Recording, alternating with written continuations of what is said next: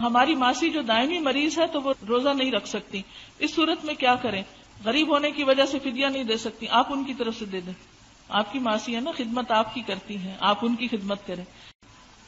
اگر نوکر روزہ نہ رکھتا ہو تو اس کے ساتھ نرمی کا سلوک کیا جائے، جی ہاں، تاکہ وہ روزہ رکھنے لگے. اگر آپ نے اس کے ساتھ سختی کا سلوک کیا تو پھر تو وہ بالکل بھی نہیں رکھے گا. اس کو آپ بتائیے کہ روزہ کیوں ضروری ہے، آپ اس کو سکھائیں، اس کی تربیت آپ پہ ذمہ داری. کیوں؟ حدیث میں آتا ہے کلکم راعٍ وکلکم مسئول عن رعیتہ، تم میں سے ہر شخص نگران ہے اور اس سے اس کی رعایا کے بارے میں سوال کیا جائے گا.